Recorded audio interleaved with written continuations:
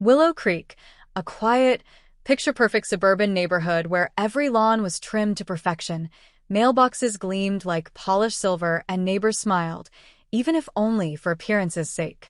The Homeowners Association, HOA, ruled this community like an invisible government, strict, watchful, and unbending. For years, peace reigned supreme. That was until the strange figure arrived. It was a chilly evening when number 47, the house at the farthest end of Maple Street, finally got a new resident after standing empty for more than 5 years. The community had long whispered about the house. Some claimed the previous owner disappeared under odd circumstances. Others said the house was cursed. But that night, under the pale glow of streetlights, a moving van appeared. Heavy oak furniture, countless boxes, and a grand antique mirror were unloaded by two silent men dressed in gray coveralls. But no one saw the new resident. Mrs. Parker, the self-appointed neighborhood watcher and proud president of the HOA for the past 12 years, peered out from behind her floral curtains. She scribbled notes furiously. "Suspicious activity after HOA hours," she muttered. "Violation of Bylaw 14B, no moving after 7 p.m. But that wasn't what truly unsettled her. It was the mirror, a massive, Baroque thing that reflected the street behind it with unnerving clarity, even in the dark. For the next few days, no one saw the mysterious newcomer. No introduction, no welcome visit, no response to the mandatory HOA welcome letter. But strange things began to happen. Lawn decorations were mysteriously rearranged. Mr. Jensen's garden gnome, the one he proudly painted in college colors, appeared atop his garage roof. Mrs. Collins found her newspaper perfectly ironed and folded on her porch, even though she never subscribed. Dogs barked at thin air. Porch lights flickered without cause. The mirror in House 47 always faced outward, as if watching the neighborhood. By the weekend, curiosity turned into quiet fear. A secret HOA meeting was called at Mrs. Parker's house. Perhaps they're foreign? Or elderly? Maybe they can't read our notices, Mr. Brooks suggested. Nonsense. They know we're watching. They're toying with us, Mrs. Parker declared, adjusting her pearl necklace. This is an open challenge to the HOA's authority. There was unanimous agreement they had to investigate. That Sunday night, under the cover of darkness, Mrs. Parker, Mr. Brooks, and young Samantha from House 23 crept towards number 47, armed with flashlights and a camera. For evidence, Mrs. Parker insisted. The house loomed, silent, as they approached. Its garden was impeccable, the hedges shaped into eerie, twisting spirals.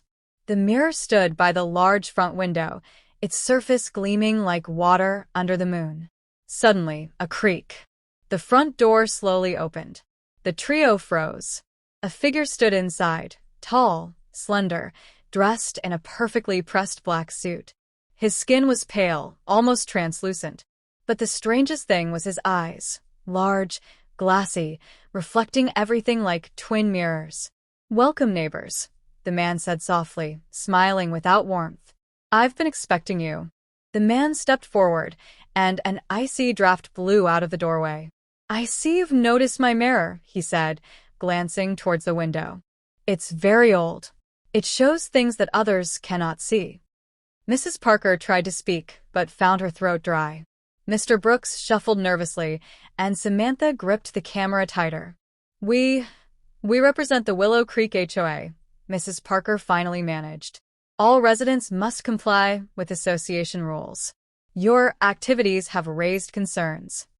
The man chuckled. "Rules. Yes. I have read your rules. Very detailed."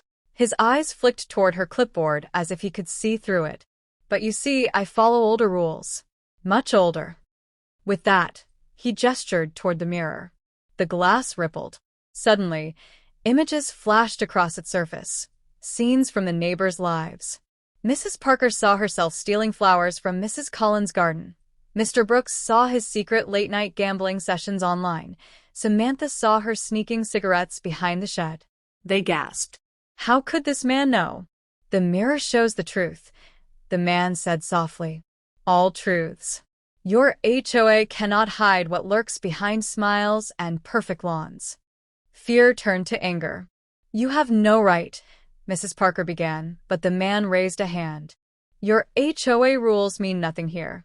Willow Creek's power lies deeper than paper regulations. The land remembers everything, and it feeds on secrets." Suddenly, the ground trembled lightly. The hedges swayed, whispering in a language no one understood. "You've kept your neighborhood clean, pristine, but underneath rot." The man smiled wider. "So many lies, so much hidden. My mirror feeds on it, and soon so will I." Samantha gasped. "What do you mean, feed?" He stepped back into the doorway. "Tomorrow night, midnight, HOA members only. A gathering for old traditions. Or Willow Creek will change forever." The door shut with a snap. The next day, panic swept the neighborhood. Whispers of the strange man and his terrible mirror spread like wildfire. Some wanted to flee. Others insisted on calling the police. But when officers arrived, there was no House 47. Just an empty lot, as if the house had never existed. Yet every mirror in Willow Creek began to act strangely, showing glimpses of hidden things. Lost pets, long-forgotten toys, secret meetings. The HOA was trapped. Midnight came. All HOA members gathered in the old community hall, the only place safe from mirrors.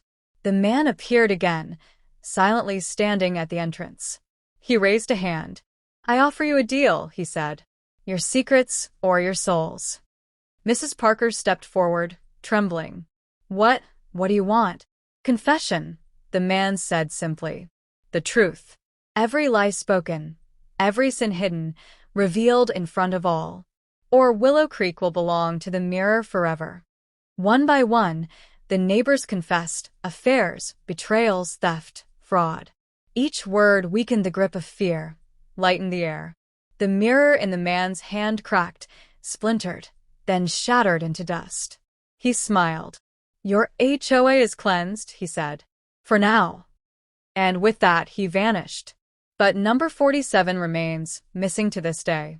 And sometimes, late at night, neighbors swear they see a tall man in black walking the streets, carrying a small, unbroken mirror.